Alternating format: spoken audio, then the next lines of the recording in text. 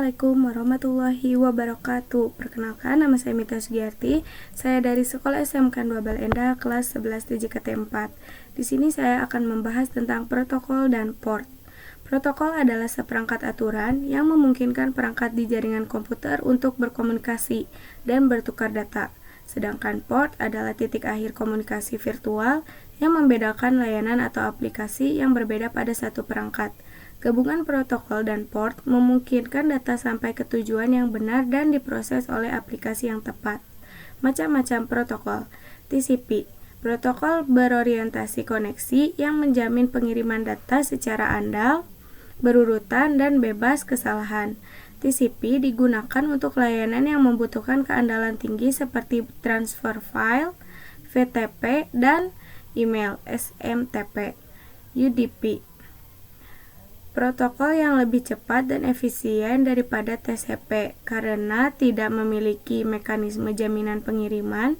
UDP sering digunakan untuk aplikasi yang sensitif terhadap waktu seperti streaming video dan game online, di mana sedikit kehilangan data dapat ditoleransi demi kecepatan.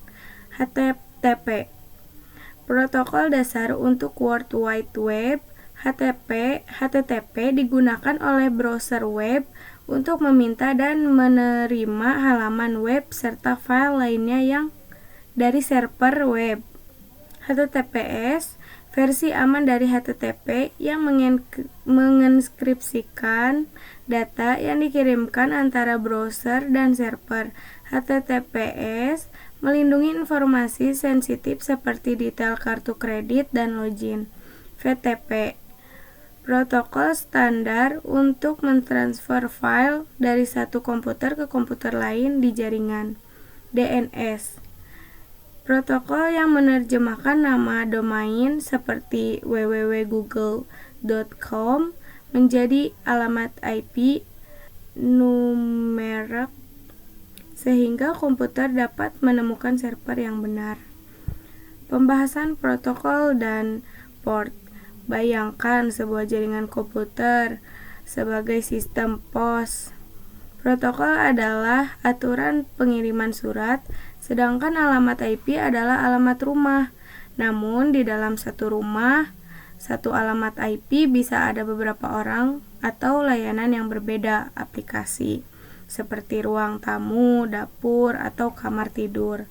Port berfungsi seperti nomor kamar atau kode pos internal yang memastikan surat sampai ke orang atau layan yang dituju. Sebagai contoh, ketika Anda membuka situs web dengan HTTPS, browser Anda menggunakan protokol HTTPS untuk berkomunikasi dengan server web. Komunikasi ini biasanya terjadi melalui port 443 yang secara default ditetapkan untuk lalu lintas. HTTPS, jika Anda ingin mengirim email, aplikasi email Anda menggunakan protokol SMTP yang biasanya terhubung ke port 25 atau 587 di server email. Berikut adalah beberapa contoh protokol dan port yang sering digunakan.